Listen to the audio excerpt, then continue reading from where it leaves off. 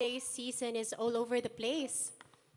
Malamig ang simoy ng hangin, masarap ang panahon, puno ang mga malls, traffic all over the city. Actually, it only proves that friends and families love spending time with each other. But you know what? For some people, Christmas this year might mean a little bit different. It may also mean a little bit more difficult. Kaya naman a simple message or a simple hug na may kasamang angking mga salita na, andito lang ako, you are not alone. I guess that's what Jesusness is all about. So today, I guess each and every one of us has that opportunity to share that love what Jesus has for us. So why don't we all stand up and let's sing this song as we greet each other.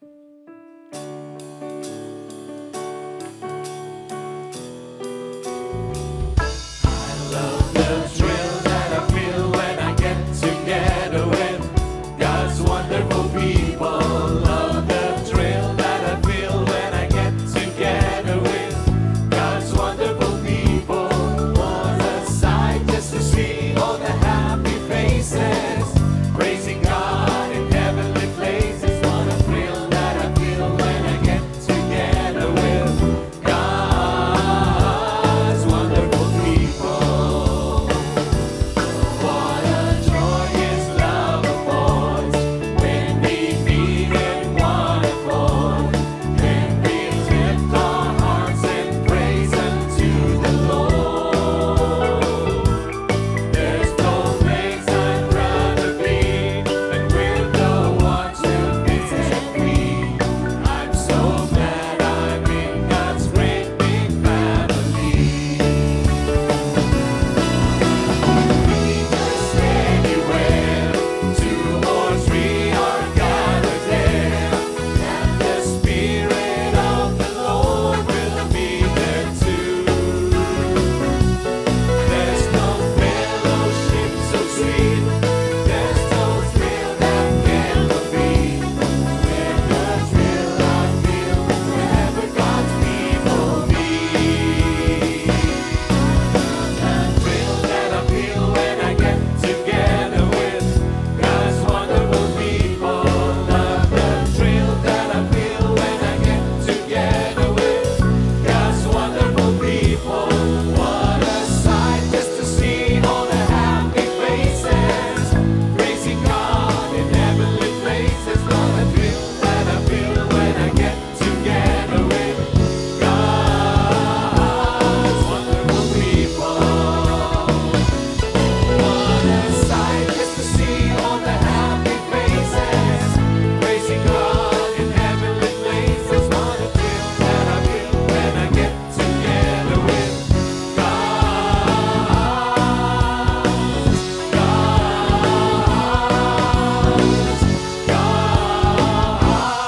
wonderful people.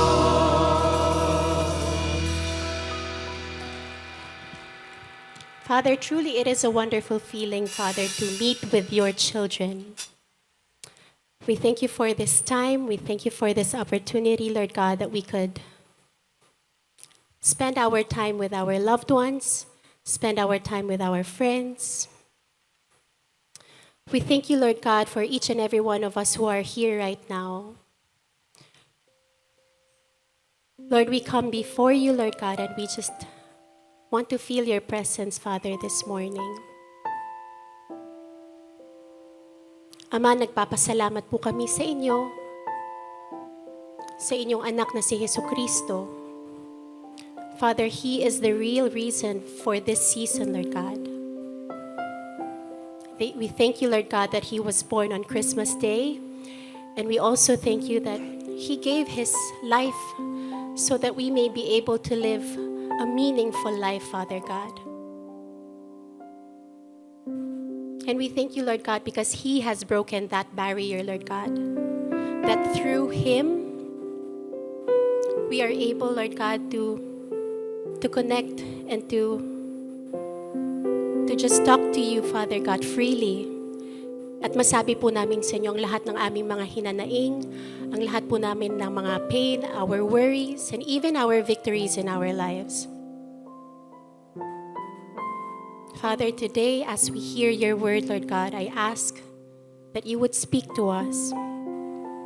As we sing songs unto your name, Father God, I pray that we may be able to put a smile in your face. Itinataas po namin sa inyo ang lahat na mangyayari sa bulwagan na ito. And we give you back all the praises and all the glory to you alone. In Jesus' name we pray. Halinang magalak, halinang magsaya, halinang ipagdiwang ang kapanganakan ng pinakadakilang handog. Ating purihin ang pangalan ng ating Panginoong Hesus.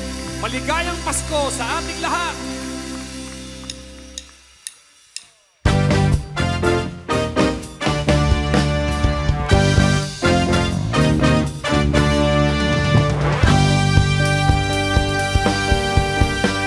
Pasko na naman, o kay tuling ng araw. Paskong nagdaan, tila ba kung kailan lang. Ngayon ay Pasko, dapat pasalamatan. Ngayon ay Pasko, tayo ay mag-awitan. Pasko, Pasko, Pasko na namang muli. Tanging araw na ating pinapamimitin. Pasko, Pasko, Pasko na namang muli. Ang pag-ibig naghahari. Pasko, Pasko, Pasko na namang muli. Tanging araw na ating pinapamimitin. Pasko, Pasko, Pasko na namang muli. Ang pag-ibig naghahari.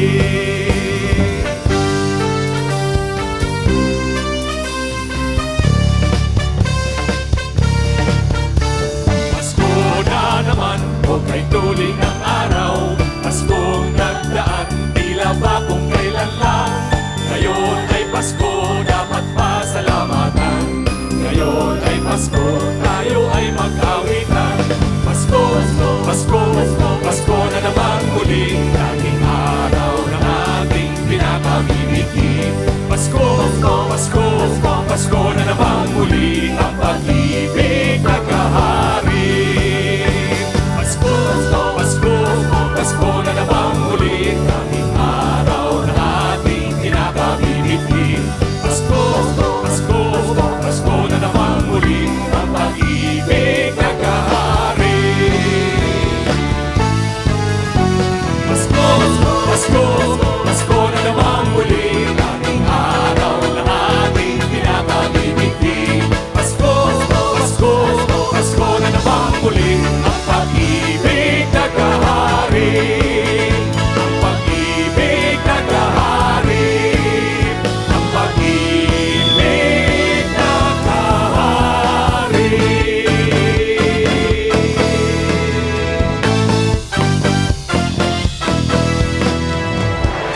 Purihin natin ang Diyos.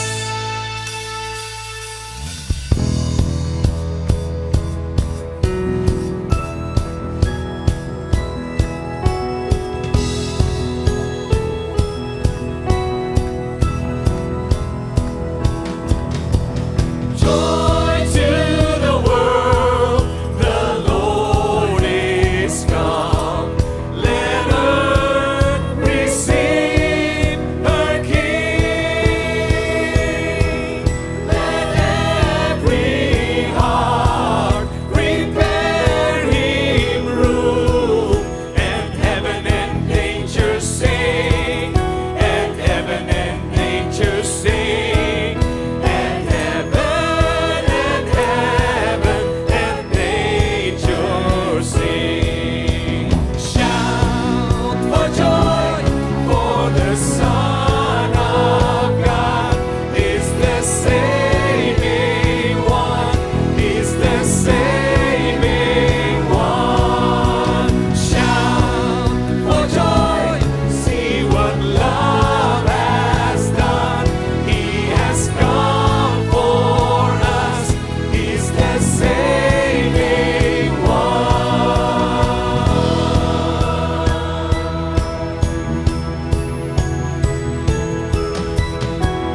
Joy to the world, the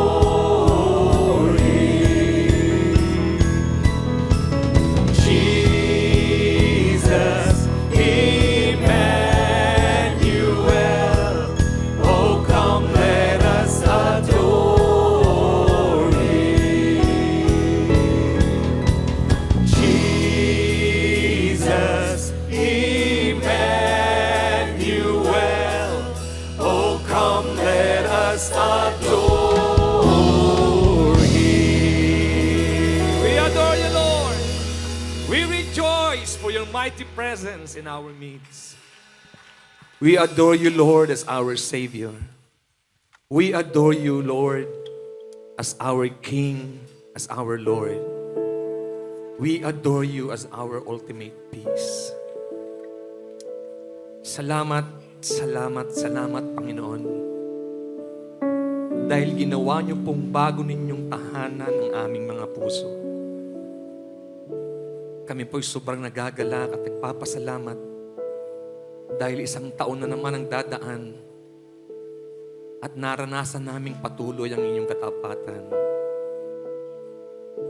Ang lahat po ng naririto ay magsasabing na naging tapat po kayo sa aming mga buhay, Panginoon. Naging mabuti kayong Diyos. Kaya patuloy po kami nagdiriwang, nagpapasalamat sa kadakilaan ng inyong pagmamahal, pag-aaruga, pag-aalaga sa amin, Panginoon. May our lives always reflect your glory and honor. Turuan niyo po kaming mamuhay with deep reverence and thanks for all you are and all you do. With all of our hearts, Lord God, we offer our tribute to your holy name. We honor you in this place, Jesus.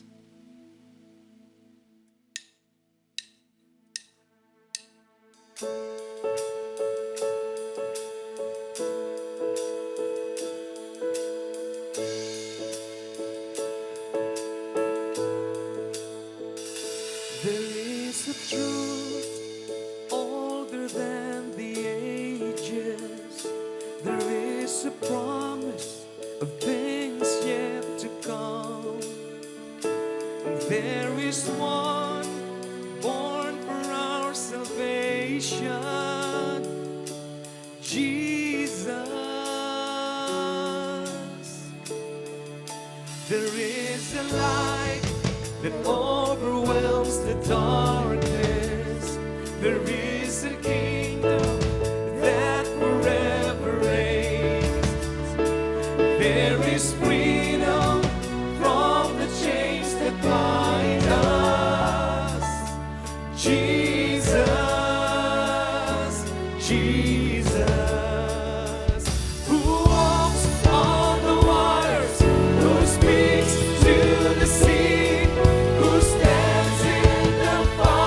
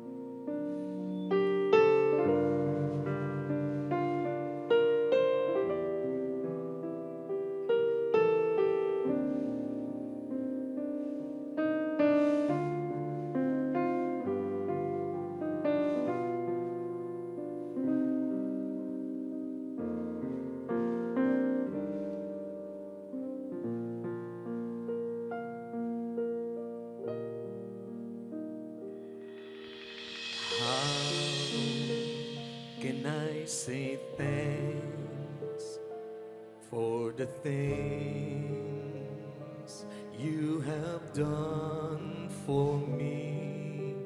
Things so undeserved, yet you gave to prove your love for me.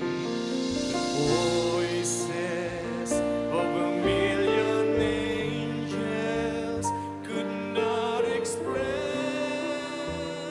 my gratitude. All that I am and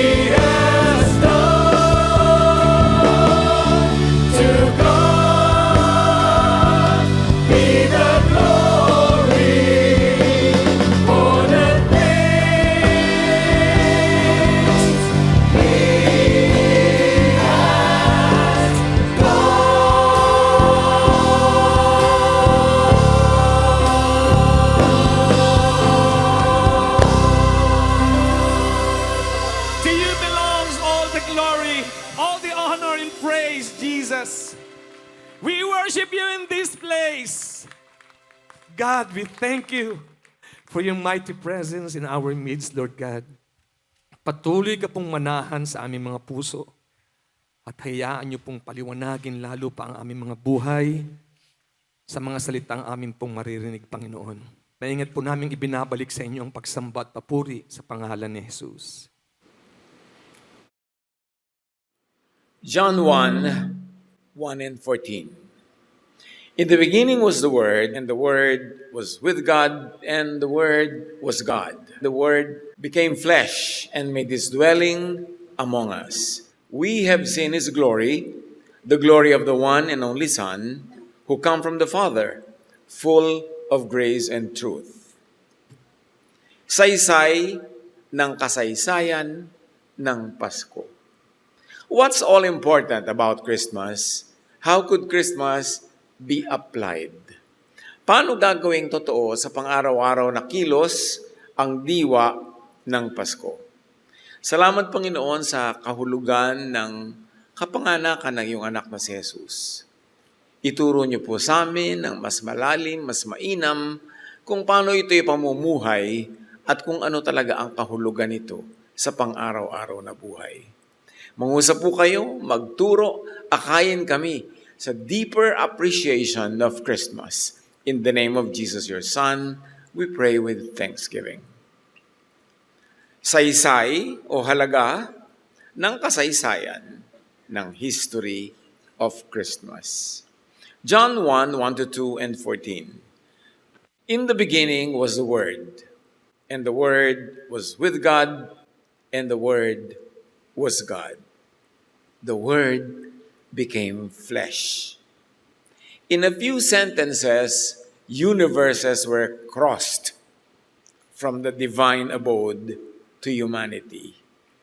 Sa pasimula yung tinatawag nila na word, napakahalagang salita na actually napaka-philosophical at napakalalim ng kahulugan, ay ang salitang ito, tinatranslate sa Tagalog as salita, the word became flesh. The whole idea of God, the whole idea of the power and the creative power of God suddenly becomes a human being in the person of Jesus. The phrase dwelt among us, rendered from Greek, allows a twofold meaning. It could mean lived among us, with us, stayed in our midst. The flesh dwelt among us could be, ayan siya, kapiling natin sa ating kapulungan, sa ating community. It could mean, in a deeper way, He pitched His tent with us. Kung tayo ay naglalakbay sa disyerto, paggabi na, tatayo na tayo ng mga tent para doon matulog, magpahinga, tas palipat-lipat. Pero ang sinasabing, God dwelt with us through Jesus. He pitched His tent with us. Kung saan tayo namamahay, ay doon siya namamahay. Kung saan tayo nagpupunta, ay naroon din siya at kasama. The phrase from Greek could mean tabernacled with us. Nakipagkampo, sumama sa ating barangay. The Greek verb carries a temple imagery. God taking residence in human beings. This is very revolutionary dahil sa religious teachings and tradition, na uso nung panahon na ito itinuro, na bagong-bago sa pandinig ng mga tao, God did not take residence among the people. Sa kanila, ang konsepto ng God is in heaven or He is in a temple at nandun siya sa most holy place, Holy of Holies, walang nakakapasok doon, limited lang, yung high priest, once a year, may kurtinang nakatakip na makapal, walang pwedeng tumawid, in other words, malayo ang Diyos sa konsepto ng mga tao. And here comes John teaching us that when Jesus was born, this is actually the whole of the divine now being transported from that divine space into human space, into human community, naging tao kasama ng mga tao. Kahalubilo, kasama, at hindi malayo, hindi distant, hindi separate. This is a very, very new idea. Hindi ito madaling tanggapin, paniwalaan o maunawaan, lalo ng mga tao nung araw na unang nakarinig nito. Sa atin ngayon, it's already a given. Dahil nasanay na tayo, lagi itong naririnig. At 2,000 taon halos na ito itinuturo sa mga Kristiyano. Pero nung unang ito'y binanggit, sobrang revolutionary. It needed a lot of spiritual enlightenment for this to be understood. Lalong-lalo naman nung sinabi ni Jesus, dahil tinatanong siya, kailan ba darating ang kaharian ng Diyos? At sabi niya sa Luke 17:21, the kingdom of God is in your midst. Is in you, is within you. Lumapit ng lumapit hanggang pumasok sa puso ng tao, nakiisa sa espiritu ng tao, ang espiritu ng Diyos, to the point that Paul would later say, your body is now the temple of the Holy Spirit. The concept was, God was in a stone temple, a temple made of stone, separate from the people, at may intermediaries siya, mga priests, between the divine and humans. Suddenly, through the birth of Jesus, the divine becomes accessible, naaabot, naririnig, napupuntahan, nakakausap, in fact, nananahan ang Espiritu ng Diyos sa puso ng mananampalataya. Ang laking lipat ang naganap. So anong saysay at application ng Pasko dyan? The divine incarnated, Jesusness was born as Jesus the person. The word, the idea that was about Jesusness is now a person called Jesus. Para sa atin, gusto nating magkaroon ng Pasko, gusto nating ipamahagi ang Pasko, be an incarnation of the incarnation. Kasi sabi, whoever believes in me will do the works I have been doing, and they will do even greater things than this. Sabi ni Jesus, ang naniniwala sa akin ay gagawin ang mga ginawa ko. Hihigitan pa nila ito. Dahil dadagdagan ko pa ang kapangyarihan na ibibigay sa kanila. I'm going to the Father, and I'm going to stand between the Father and humans, between the divine and humans, and make the power of heaven available to all who believe. Kasi sabi, kung naniniwala kayo sa akin, patunayan nyo, gawin nyo ang mga ginawa ko. Siyempre, ang gagawin natin ginawa ni Jesus ay yung magmahal sa mga tao, magturo sa kanila, tanggapin sila, pagalingin ang mga may sakit, ibsan ang kanilang uhaw at gutom. Yun ang gagayahin natin, hindi yung napako siya sa krus, papapako din tayo. Hindi yun ang ipinapagaya sa atin. Kundi yung mabubuting gawa niya sa pagpapalaya ng mga tao, pagbibigay ng kapayapaan, ng peace of mind, at pagpapalaganap ng pagmamahalan. Operationalize Christmas. Habang sabi ng Merry Christmas, maligayang Pasko, padala-padala ng mga greetings, what is important is for Christmas to be born in your manger. Si Jesus, bilang sanggol, isinilang sa isang lugar at inilagay sa sabsaban, sa manger, sa pakainan ng hayop. Tayo ngayon yung manger na yon. Let Jesus be born and be placed into your heart. And from that heart, grow to mature and to minister to many others. Paano natin gagawin yun? Buksan natin ang ating puso, tanggapin natin si Jesus, hindi lang sa salitang tinatanggap kita, kundi tanggapin natin yung katuruan niya, unawain ito, at ipamuhay, at ibigay na halimbawa sa bawat isa, at ipamahagi ang kanyang pag-ibig sa lahat ng ating mararating, then nagiging totoo yung Pasko. We operationalize Christmas. We become the manger into which the infant is placed and from which the infant grows to maturity. Na ang puso natin ay mag-host ng Espiritu ng Diyos at tayo lalago, bubuti, babait, dumadami ang ating minamahal, tinuturuan natin sila ng pag-ibig ng Diyos, at habang nangyayari yon, ang pag-ibig ng Diyos na tinanggap natin ay naililipat-lipat natin sa iba, dumadami, lumalaganap yung kingdom of God on earth. Na parang ang mga outpost noon ay yung mga puso ng bawat isang pinaghaharian ni Jesus. And when the world when the earth is filled with that love, that's when the love of the Lord will rule all over. Siyempre may kalaban yon dahil may ibang gustong manirahan sa puso ng mga tao. Yung espiritu ng galit, espiritu ng pag-aaway, ng pagkamuhi, mga espiritu ng inggit, ng mga walang katapusang contest at gera, kailangan yung magapi ng espiritu ng pag-ibig. At pagka yun ay tumanggap ng pagpapatawad ng Diyos, naunawaan ng pag-ibig, ang grasya, ang kabutihan ng Diyos, at ito'y tinanggap at nagbunga ng kapayapaan. At dahil doon ngayon siya rin ay maaari ng magbahagi ng kabutihan, ng pagpapatawad sa kapwa, na kagandahang loob, at yung mga makahawa sa kanyang pag-ibig ay maghahawa rin sa iba. That's when the world, the entire planet becomes the kingdom of God. Meanwhile, bawat isa is a tiny kingdom kasi sabi ni Jesus, the kingdom of God is in you, is within you. Hindi nyo kailangan puntahan sa isang lugar, hindi nyo kailangan layuan o hanapin kasi nasa sa inyo. John 1:14, we have seen His glory, full of grace and truth. Kaya ang pag-appreciate natin mga kapatid sa Pasko ay dapat gumraduate na, lumampas na doon sa Belen, yung parang, ito yung mga eksena, ito yung mga naganap, yung mga plot. Alam na natin yun sa ulo na natin. So dapat na natin ngayong mabatid, magagap, mahukay ang lalim ng bawat isang karakter at pangyayari sa ating ginagawang celebration. Lahat ng mga yun, bagamat literally nangyari, meron sila ring malalalim na mga symbolisms na dapat naman ngayon sa pag-mature natin, doon na tayo pumunta sa pag-appreciate. So we have seen His glory, full of grace and truth. Ano ngayon ang application niyan sa atin?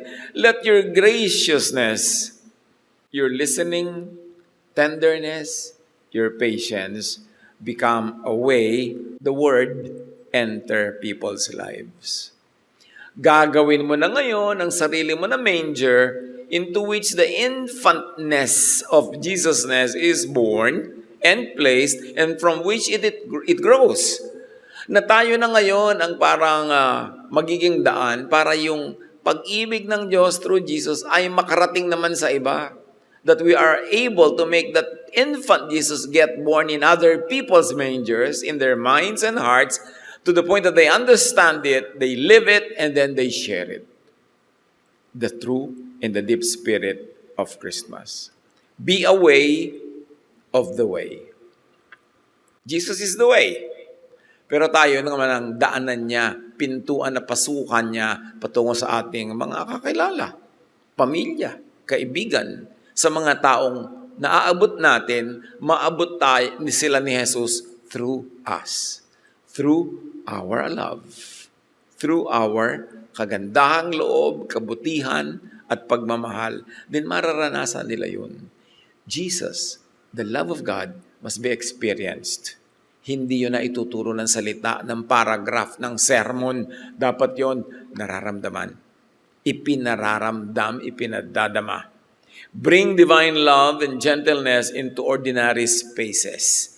And that's when you become a missionary of Christmas. That's when you become an exponent of Christmas. Remember, Christmas is the idea made physical. So let the Word that was born as Jesus, let the idea, the wordness, or what we call Jesusness, inhabit your heart and mind. Dapat yun ang laman ng ating puso. Yun ang laman ng ating isip, yun ang lumalago. Yung tanim na diwa ni Jesus. And ano yun? Puro naman yung mga pagmamahal sa kapwa, pagtanggap, pag-ibig, pagsusuko ng ating buhay to the holiness of God. That we are cleansed, we are purified through faith by the power of God through Jesus. At yan ay mararanasan. Hindi lang maiintindihan sa utak yan, nararamdaman dapat ng puso. Paano malalaman kung isang tao ay tunay na ngang nakaunawa or nagsimula ng makaunawa at nade-develop ang pagkaunawa? Pabait ng pabait. Pabuti ng pabuti ang asal, ang ugali. Hindi yung puro religion ang natutunan na ang nagiging bunga pa kuminsan ay sumusungit, nagiging judgmental, nagiging mapanghusga, nagiging self-righteous, hiwalay ng hiwalay sa kapwa, puro siya ang mabuti, yung iba mali. Hindi naman dapat gano'n ang bunga. Bunga yun ng religiosity. Pero ang bunga ng spirituality ay patuloy na pagbabagong loob. Ang mababang kalooban, maunawain, mapagbigay, mapagparaya, yun ang tunay na mensahe ng pagkakapanganak kay Jesus. At pag yun ay ating naisa sa pamuhay na, inevitably, surely, iaabot din natin sa iba, maibibigay din sa iba. At yun ang pinakamagandang sermon, yun ang pinakamagandang mensahe, yun ang pinakamagandang Bible study, yun ang pinakamagandang katuruan, yung naipadama mo sa tunay, sa kilos, sa gawa, sa mga tao, ang pag-ibig ng Diyos. Hindi lang inuusal ng bibig, ginagawa, nararamdaman. And with Jesus in you, eternal and transcendent ka. Why? Because Jesus is eternal. Jesus came from that which is eternal. In the beginning, Jesus was there. The Word was there. So, when you internalize Jesus, pag pinaniwalaan natin, nakipag-isa sa Kanya ating Espiritu, we too become part of His eternal nature. Kaya nagkakaroon ka ng buhay na walang hanggan. Mamatay man ang katawan, katawan lang yun. Pero yung Espiritong nakipag-isa na kay Jesus ay patuloy na mabubuhay dahil nakipag-isa tayo to Him who is eternal. So, pag na-internalize natin mga kapatid that we are eternal, we have an eternal nature, hindi lang tayo lifetime dito sa earth, hindi lang tayo year or month or week or hour or minute, it will affect our behavior. Let the eternal divine rhythm soften your actions and reactions. Widen your kindness, lengthen your patience. Kasi eternal ka. Hindi ka dapat i-define ng isang moment lang. Nainis ka, nagalit ka, sasabog ka na, maninira ka na, makakasira ka na ang tagal-tagal ng effect sa iyo at sa kapwa. Don't let passing moments define you. That's part of the gift of Christmas. Hindi ka seasonal. Hindi ka lang momentary. You have eternity in your spirit. Therefore, makikitungo tayo, makikibagay sa mga moments na nangyayari from an eternal point of view. So if it doesn't matter 10,000 years from now, it does not really matter.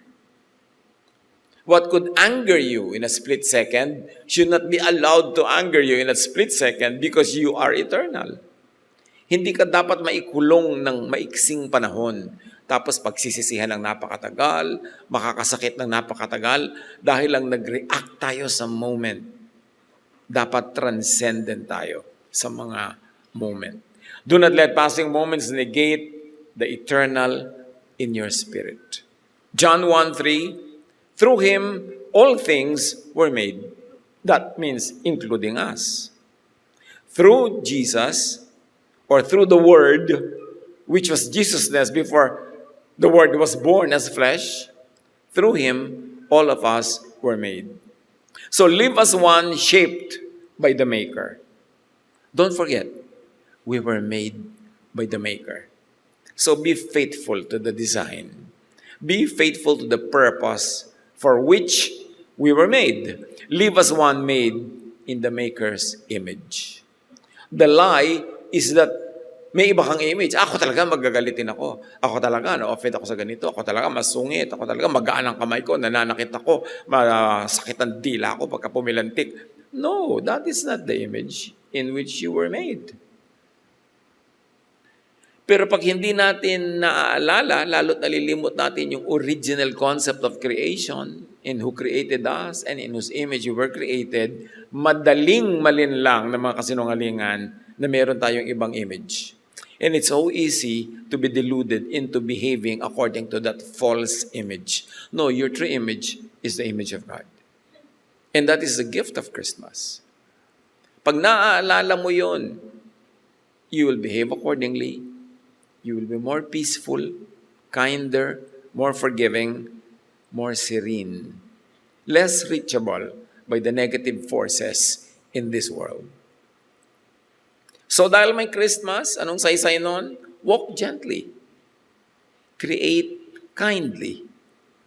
Because the one who formed all things is revealed through love. How did the Father reveal Himself? Through Jesus. And what did Jesus reveal? Love. So, the one who made us is revealed through love. Therefore, we should reveal God to others through love. And we should reveal ourselves, what we really are, also through love.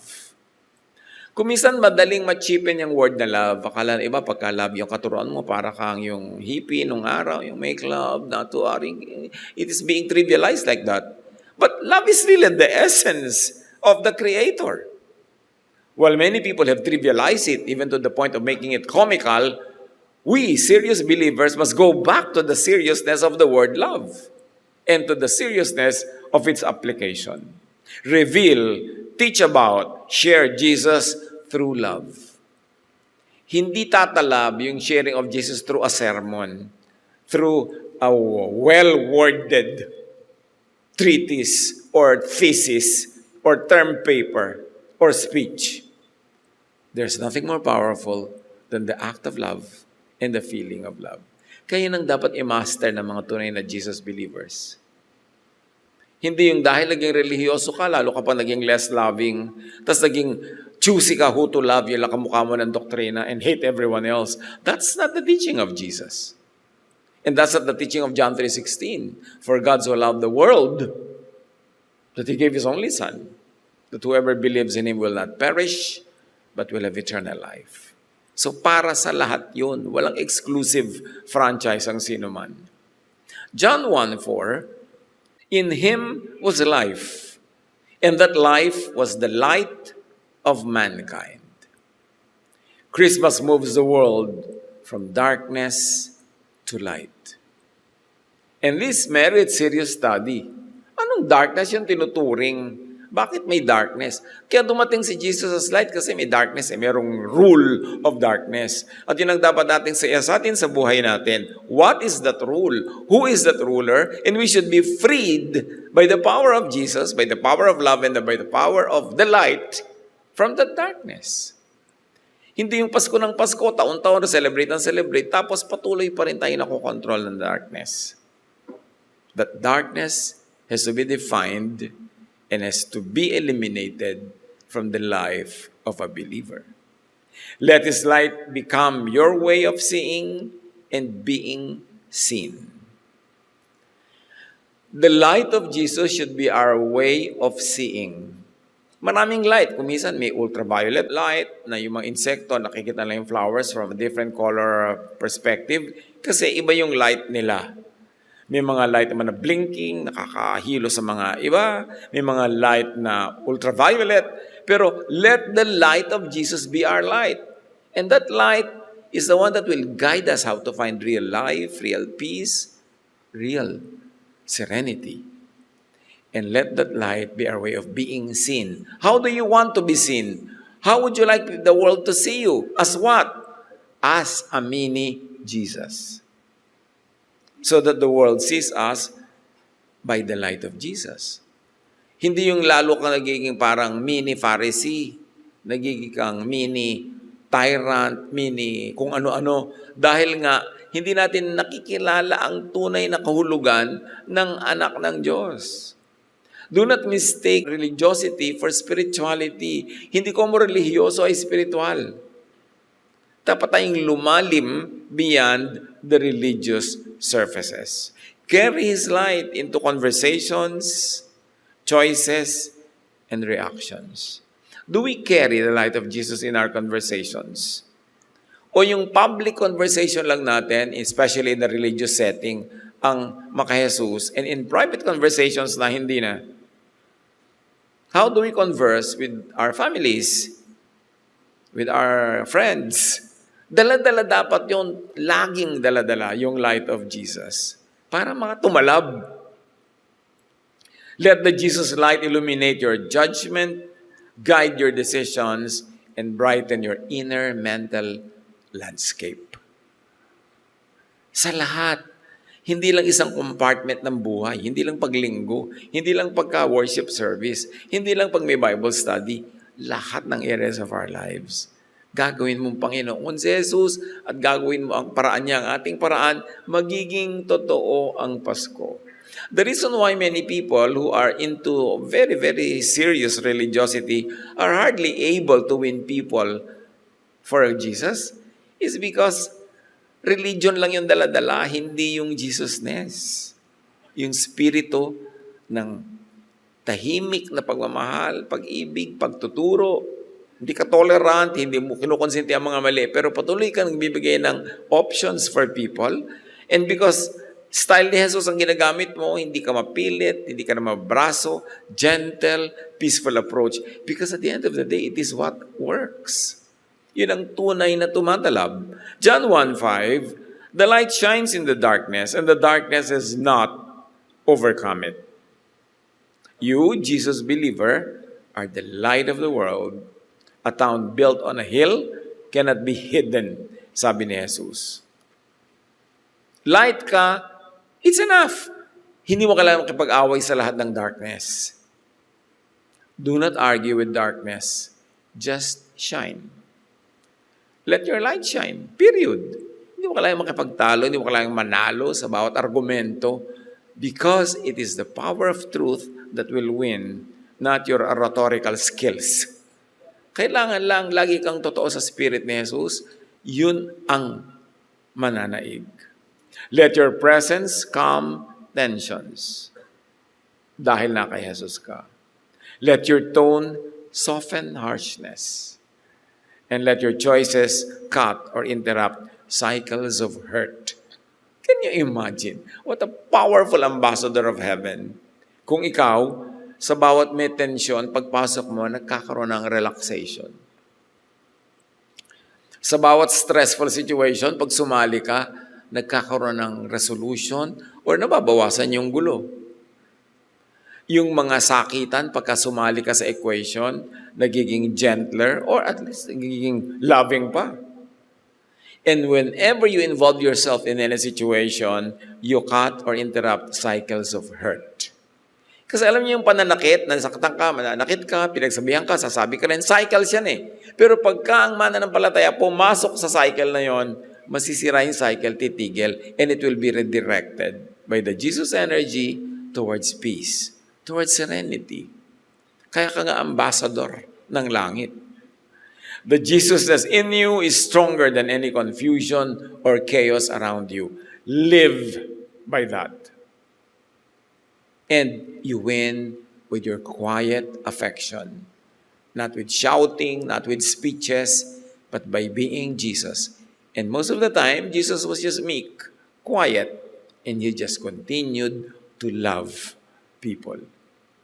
John 1:11, he came to his own, but his own did not receive him. So the story of Jesus, the story of Christmas, includes refusal. In fact, kapapanganak pa lang nga kay Jesus hindi pa may nagtatagal Gusto na siyang patayin ng marami. May refusal. Yet the mission continues.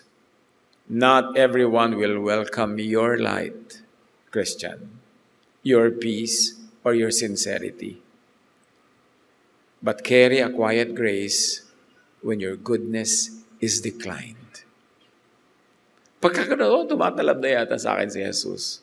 Na kahit yung mga kabutihan ko binibigay, dinedecline, minamasama, hindi mo ikinakagalit, hindi ka nagagalit, at hindi ka nanggagalit, nakita mo, tumalab na nga sa akin. Naging Belen na nga ako. Naging sabsaban na ako na pinaglaga ka ng infant Jesus who grows from my heart. Ito ang magandang parameters, mga panukat ng tagumpay ng pagkilos ng Espiritu sa ating buhay na hindi ka na nambabato sa bumabato. Hindi ka na laging uudyok ang magalit at magsalita, pag napagsalitaan, gumanti. Kailangang tumalab na yun sa buhay natin kasi paulit-ulit ang celebration ng Pasko. Dapat lumalalim ang talab nito sa ating buhay. John 1:12-13, yet to all who received him, he gave the right to become children of God. Children born not of natural descent, but born of God. Christmas rebirths creation. Hindi ba nagkaroon ng creation, tapos nagkaroon ng tinatawag na fall, at nagkaroon ng death, at kung ano-ano pa? Well, Christmas is re-creation, and you can call it creation too. Kasi sabi, to all who receive Him, He gives the right to become children of God. Better than the creation of Genesis, kasi noong creation of Genesis, you were just born as human. But with Jesus, you become born again into the family of God. It will not be too much to extend it to say, you have been given a divine nature through your belief in Jesus. You have been made eternal because you accepted an eternal Savior. Because you accepted Jesus, the eternity of Jesus becomes yours as well. Ang ganda-ganda na ibig sabihin ng Pasko. Napakaganda ng celebration na ito. Hindi marapat na maliitin o pintasan o pag-away-awayan kung kailan ang date. Yung iba hindi daw talaga December 25. Sino ba naman talaga nagsabi yan ang exact date niyan? Kaya lang nga, kung iba pa ang gusto mong date, saan ka ngayon? February 1. Mabuti na sabay-sabay tayo sa ganito.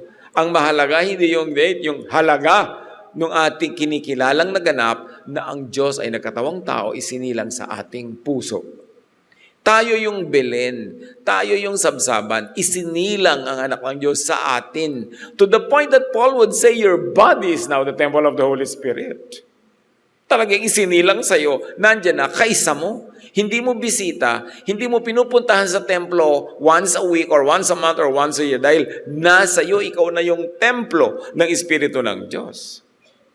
Christmas is not only the birth of Jesus, it is the rebirth of us.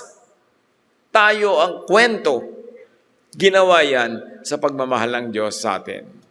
So John 1:12-13 brings us from receiving to becoming and to rebirth from God. Ang laking proseso yon. Christmas is the revision of the fall, the so-called fall. It's a reversal of darkness to light.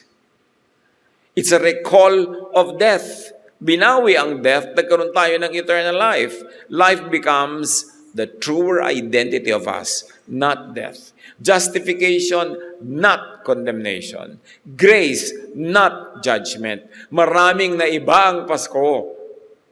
Dapat natin yung dibdibin. Christmas is the leveling up of made in God's image to be born in and with God's Spirit. Noon nga, made in God's image lang. Now you are born into God's family. You have become family of God, reborn with God's Spirit. So, Christmas is the reset of creation. Ang laki-laking event. Marapat ipagdiwang. Kaya lang malampasan natin sana yung mga gulo na hindi naman kailangan, sobrang color, sobrang sensual images of what Christmas is. Although those things, when festive, are not bad. Pero kailangan huwag kang titigil doon, makarating ka sa mas malalim na kahulugan. From resemblance to indwelling, to God in us, to we are in God. Yung sabing, God in us, God with us, hindi birong statement yun. Especially when understood from the point of view ng tradition ng Israel, that God is distant, laging galit, nagpaparusa, kung ano-ano i-offer mo, hindi natutuwa pagka walang offering ng blood. Yung ang dami-daming iniba ng Pasko. To the point that even Jesus would be the one to give us His life. Na-reverse ang lahat ng mga ganong sacrifices to the point that it is the Son of God who would offer the sacrifice of Himself. Born not of Genesis biology, but born of God, born by gospel recreation. Yun ang naganap sa Pasko. Madali sanang pag-usapan yung, wow, may tala na lumabas, may mga dumating na wise men, yung mga ganong klaseng kwento ng Pasko na paulit-ulit lang naman taon-taon. Pero mahalaga na lumalim na ang pag-appreciate natin ng mga kahulugan yan para mas maging matibay ang kapit ng gawa ng Espiritu sa ating buhay. The Incarnation opens the divine circle to us. Sa John 14:20, sabi ni Jesus, "You are in me, and I am in you." The Son of God, the Word who pre-existed, who was there before everything, who created everything, and with whom everything was created, says, "You are in me, and I am in you." Through Jesus, we have become a part of the divine nature of the Son of God. Tapos sasabihin ni Jesus, "I am in the Father, and the Father is in me. I am in my Father, and you are in me, and I am in you." John 14:20. The Father and the Son, okay, nandun sila sa circle nila eh. But through Jesus and through our faith in Jesus, we enter Jesus. Jesus becomes one with us. We become one with Jesus. Effectively, automatically, we also become one with the Father, with whom Jesus is one. So kung merong exclusive circle ang Father and Son, and include the Holy Spirit, pumasok ang tao sa divine circle na yon through Jesus. And the door is the love of Jesus, because that love is the door to eternity. Kung hindi sa pag-ibig ng Diyos, makakapasok ba tayo doon sa circle na yon?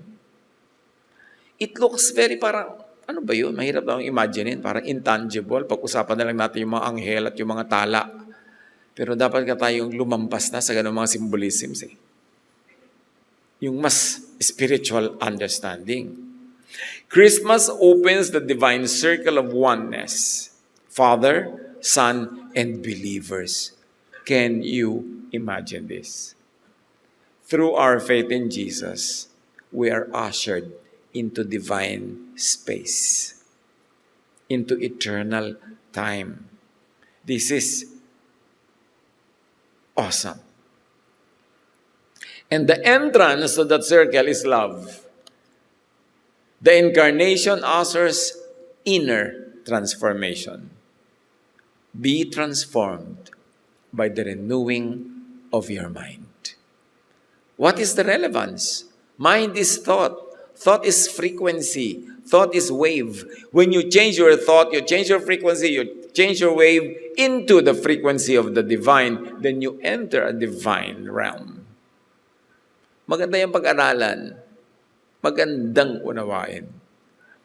Christmas continues inside us whenever our thinking shifts from law to grace. Kakaroon kang Pasko. Pag nanatili ka pa rin sa law at wala ka sa grace, wala ka bang Pasko? Sa idea lang, pero hindi sa tunay na buhay. Christmas continues inside us whenever our thinking shifts from fear to trust, from anger and hatred to love, from reaction to compassion, from fragmentation to coherence, from division to unity. Yun dapat ang movement. Gustong-gusto ni Jesus na tayo maging united. Kasi in unity, especially unity in love, unity in spirit, doon nag-ahari ang Espiritu ng Diyos. Kaya ang ginagawa ng kaaway is lagi tayong i-divide. Kasi pag divided tayo, hindi mabubuo yung coherence. Hindi tayo lilipat ng frequency and vibration to that divine frequency. Therefore, mapofrustrate ang ating mga attempts to be one with God, to have peace, to have love. Kaya, simpleng-simple yun. Identify any work of darkness na ang resulta is division. Bakit lagi may division? Pamilya, any club, pag may 3 member, mag-divide din bukas. Kahit ano na lang na organisasyon, nagkakahati-hati, nag-aaway-away. Churches, dami ng dami. Dahil split ng split. Divide ng divide. Kasi meron dark forces at work that will do everything to prevent us from becoming one in spirit. Lagi tayong bibigyan ng divisive issues. Pag-aaway-awayan ng maliliit na bagay, kahit na kung gaano kaasim ang sinigang, pag-aawayan ng biyanan at ng manugang. Hindi tayo mauubusan ng pag-aawayan kasi dinadaya tayo ng kadiliman. So identify that at huwag kang padaig. Pagka gusto mo nang awayan yung isa dahil hindi ka kasundo, sumabi, teka, may ibang forces at work dito. Hindi talaga kami ang magkaaway dito. Pinag-aaway kami. Para hindi magganap ang kagustuhan ng Diyos na magkaisa-isa ang mga tao. Kasi sa pagkaisa-isa, doon nabubuo ang kingdom of God. So ang gusto ng kaaway, fragmented yan. Kalat-kalat, iwahiwalay para walang power. Huwag paggamit sa deception of the evil one. Pamilya nyo, ano mga pinag-aawayan nyo? Isang dangkal na lupa? Lupa sa kuko? Magkakapatid nagsusumpaan dahil sa lumang piano. Di ba? Deception yun. Pero sabi, ano yun? Ano talaga yan? Yung nagiging kumisan tayo selfish, nagiging maramot para dumami yung koleksyon natin ng mga elepante. Mga elepanting miniature, elepanting ceramic, elepanting bakal. Pagka naman namamatay ka na, wala namang tatanggap no, kahit ipamana mo kasi kalat lang. Nadadaya tayo. Lahat ng pinag-aawayan natin, pandaraya lang. Kaya ang solusyon ni Jesus, love, forgiveness, understanding. Don't trivialize those words. Yun ang tunay na solusyon. Yun ang tunay na gamot. Ang kailangan lang natin, i-apply talaga. Kilalanin. Mga kapatid, takot-takot na Merry Christmas na naman nasasabihin natin, pero nagbibigay ba tayo ng spirit ng Christmas, which is forgiveness, understanding, acceptance, love. Doon tayo maging magaling sa gawa, huwag sa salita. Identify everything, every conflict ninyo magkakaibigan, ang haba-haba ng pinagsamahan nyo, tapos napakaliit na bagay, papayagang lumaki, magkakalayo-layo kayo. Sayang ang pinagsamahan. Yan ang gusto lagi ng darkness. But remember, Jesus is light. Kailangan may unity, which in quantum physics is coherence. Quantum coherence is the state where particles act in perfect sync. At pag nangyari yon, the particle becomes very powerful. Sabi nga nila, di ba, united we stand, divided we fall. Ano ang hindi pwedeng gawin ng isang united family, united community, united na bayan, united na humanity? At yan ang pinipigil ng darkness na maganap. Huwag padaya. Christmas defines love as the frequency of eternity. Doon tayo mag-master, mag-PhD, mag-doctorate, maging expert sa love. Hindi sa kung ano-ano mga theology na ang nagiging bunga pa madalas ay divisions. Whoever lives in love, lives in God. Perfect love drives out fear. 1 John 4:16 to 18. Operate in the love frequency. Every moment we choose love over hatred or fear, Jesus is born again within. Every moment, nire-reprise natin yung birth of Jesus and giving it additional depth and width and breadth and meaning. Christmas opens a new beginning. Anyone who accepts the light becomes part of God's family through a rebirth that comes from God. Can you imagine becoming part of God's family? So live from and with the dignity of one who is born of God.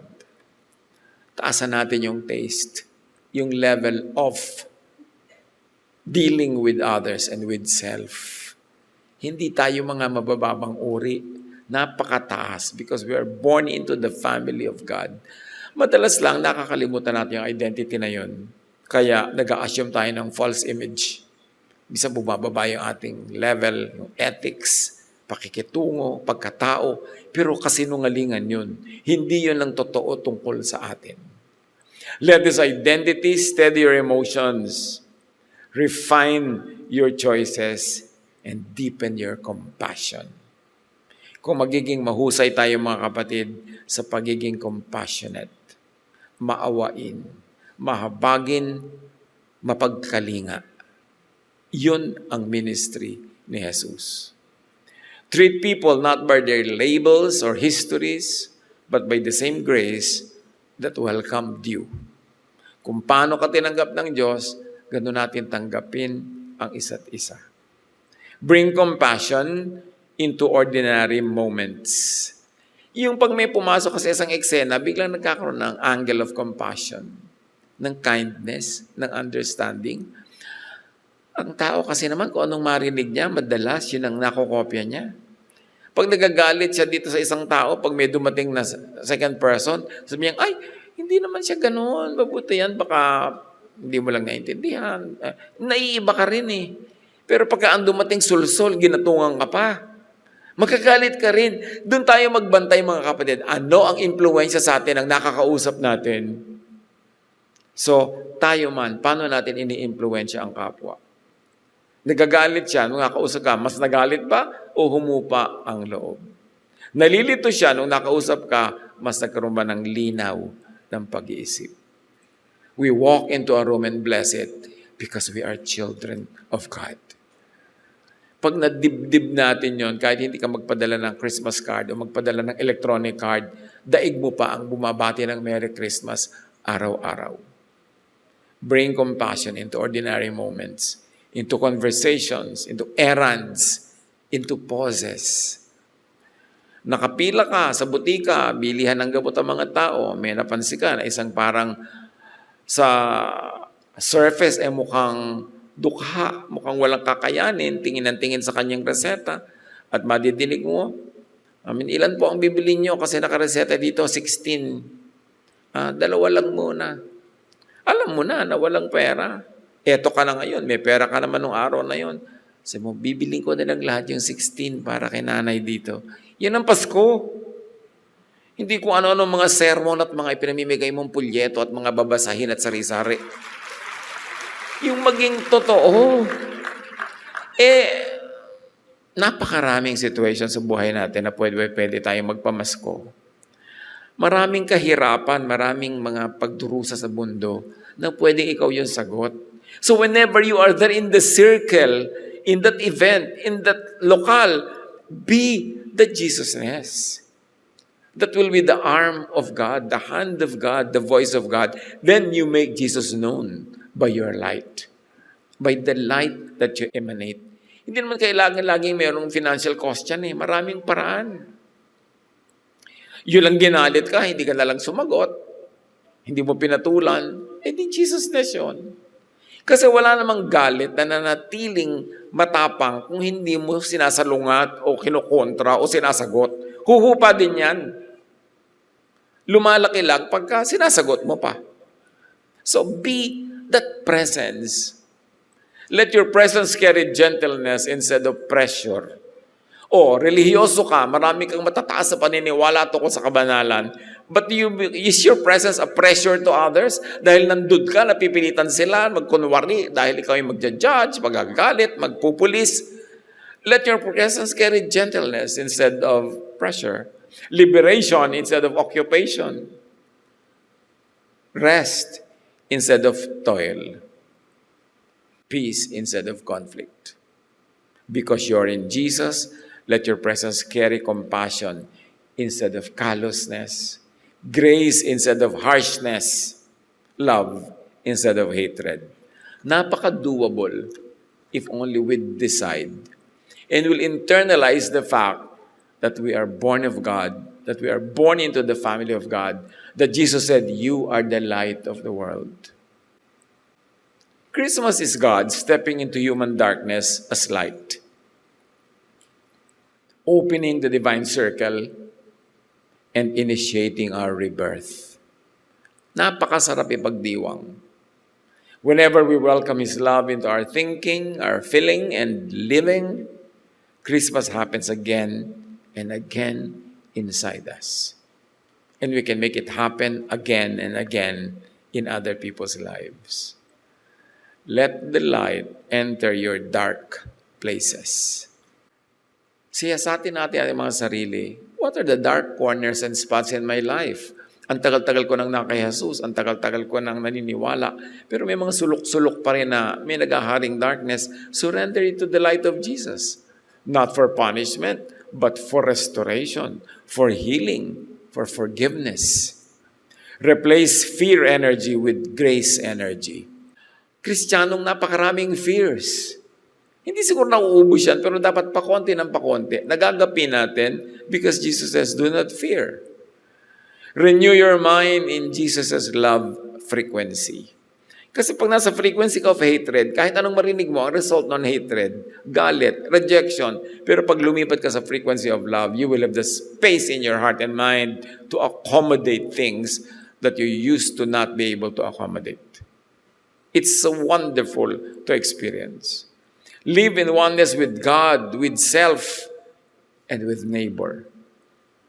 Hindi pwedeng one week ka with God tapos kaaway mo ang buong barangay. Kasi mahal din lahat yan ng Diyos. Choose inner rebirth. Choose love. Choose Christmas daily. Panginoon, turuan niyo po kami na maging totoo, spiritual, malalim, malawak ang kahulugan ng Pasko. Pagbabago ng aming isip, ng aming puso, ang aming asal, ugali, mga gawi, upang lalong matanggap namin ng inyong grasya, upang lalo kaming bumuti, bumait, at lalo kaming magkaroon ng tinig para madinig ng iba. Not our voice but yours, not our spirit but yours, therefore the spirit of the Jesus love. Siyasatin niyo po kami kung may mga nalalabi pa mga dark spots in our hearts, dark spaces that should be surrendered to the love and grace of Jesus, that we should be surrendered to your healing, restoration, because we cannot give what we do not have, that we have to be healthy spiritually to be able to help others. Magbulay-bulay tayo mga kapatid. Pag-isipang mabuti, ihingi ng payo sa Diyos kung ano ang mga very personal application sa atin ng Spirit of Christmas, ng halaga, ng saysay, ng kasaysayan ng Pasko. Be with the Lord in silent reflection.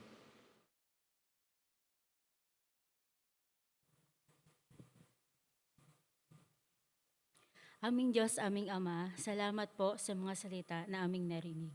Kayo po ang tunay na diwa ng Kapaskuhan at dahil sa pag-ibig ninyo, we became one with you. Salamat po sa inyong patuloy na pagpapala at pagmamahal sa amin.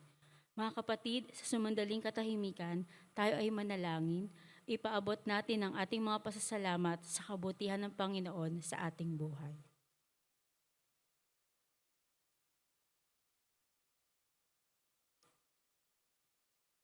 Aming Diyos, narito po ang aming mga handog na ibinabalik po namin ng may kagalakan at pasasalamat sa inyo.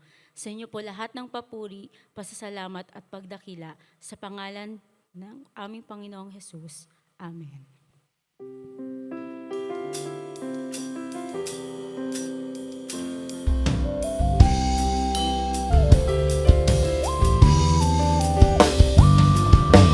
Aking mga kamay, naghahandog tanging alay. Mula sa puso ko'y tigil, masasalamat na hatid. Upang salita niyo ay palaganapin, mapalagay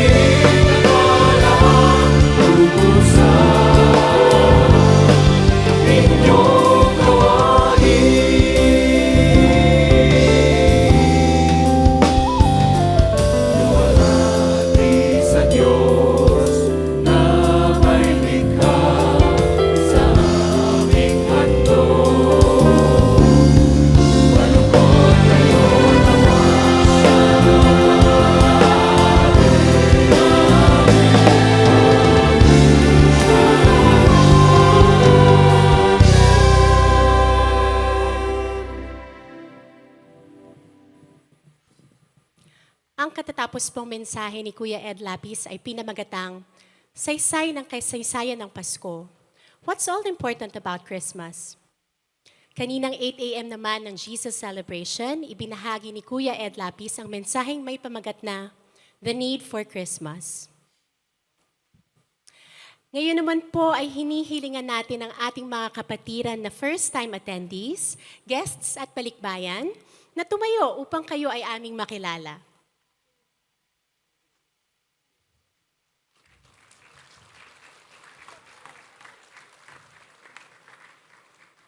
Nagagalak po kami na kayo ay aming nakasama sa umagang ito. Pagkatapos po ng ating pagtitipon ay magkita-kita tayo sa lobby. Sasamahan po kayo ng ating mga usherettes sa Day by Day Mabuhay Lounge. Kasama rin po natin ngayong umaga ang isa sa ating mga elders mula pa sa Day by Day Riyadh, si Pastor Bobet Morato kasama ang kanyang may bahay na si Ate Emma Morato.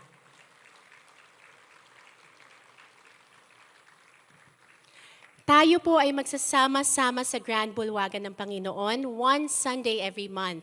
Sa iba pong mga linggo at maging sa ibang mga araw, tayo po ay inaanyayahang dumalo sa ating mga mini Bulwagan worship gatherings.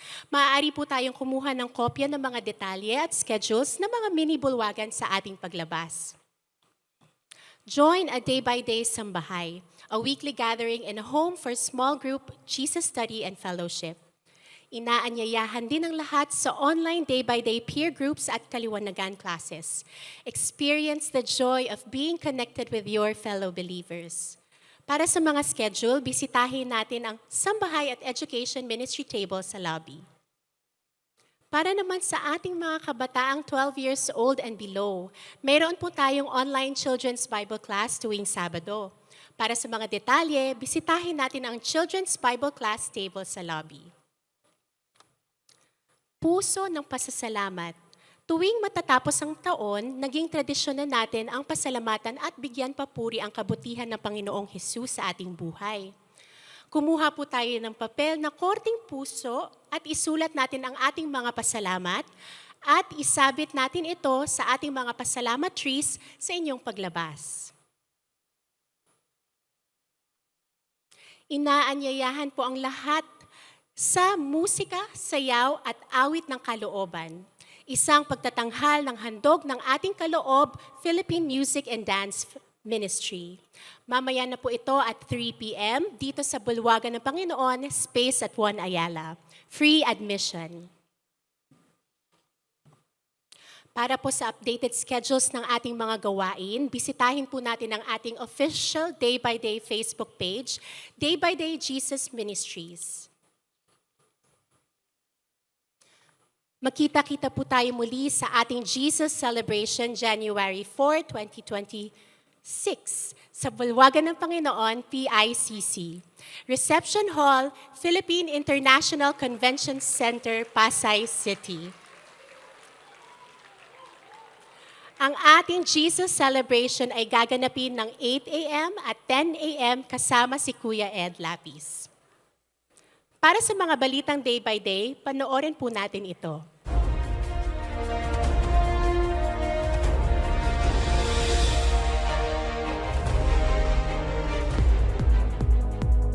Noong November 23, 2025, nagtungo tayo sa Purok 3, Calisitan, Science City of Muñoz, Nueva Ecija, upang magministeryo sa mga kababayan natin. At Lord, salamat nga po sa ministry ng Medical Vision. Nagatid tayo ng mga libreng serbisyong medikal tulad ng ECG, X-ray at blood chemistry test, serbisyong dental, eye consultations, kasama na ang mga libreng eyeglasses at mga gamot. Carbocysteine at saka amoxicillin. Pareho pong 3 times a day for 7 days po. Nagkaroon din tayo ng Bible class para sa mga kabataan. Sabihin nga natin, anak ako ng Diyos. Namahagi din tayo ng mga school supplies, bags, mga tsinelas, kumot, at mainit na lugaw at chicken adobo para sa mga pamilyang nandoon. Ang gawaing ito ay pinangunahan ng ating day-by-day sambahay Kalisitan at Talavera sa pakikipagtulungan ng ating Day by Day Cares Healthcare and Relief Ministry, Day by Day Auckland, New Zealand, at Day by Day Toronto, Canada. Purihin ang ating mapagmahal na Diyos at maligayang Pasko sa kapatirang Day by Day.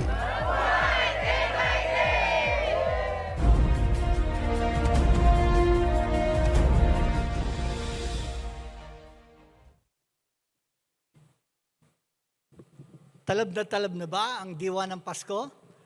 Tanungin mo nga sa katabi mo, nararamdaman, tumatalab ang Pasko ni Jesus sa buhay ko. Tayo po'y tumuyo sa isang panalangin.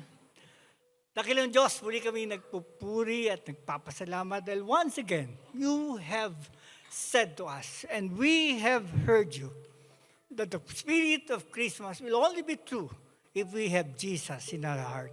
Kaya naman po, sa huling araw ng aming pananambahan dito, kami po'y umaasa na kami po'y pakikinggan.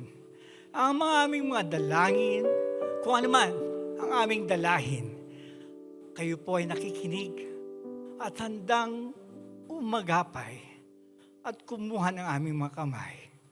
At handakan niyo kami pakinggan na ang mga boses namin kung ano man ang aming mga dalahin, ito po ay mapapakinggan. At ito po ay mangyayari sa pangalan ni Jesus. Kaya naman po, we have heard you, Lord. We have your mighty presence in this hallway. And more importantly, you will dismiss us with your presence, with your spirit. Mighty God, dismiss us today. At nawa, pag-alabin niyo po ang aming damdamin, sa aming mga mensaheng nadinig, kayo po ang mabubuhay sa amin. At ang tunay na diwa ng Pasko ay aming isa sa buhay dahil merong isang Jesus na nagmahal, merong isang Jesus na nagpatawad, merong Jesus na nagbigay sa amin ng buhay upang kami po ay magkaroon ng pag-asa sa kinabukasan. Dismiss us mightily today because we will remember this day that you have heard us. May the Lord bless us today. May the Spirit of the Lord be with us as we go on a day to day. This we pray in Jesus' name.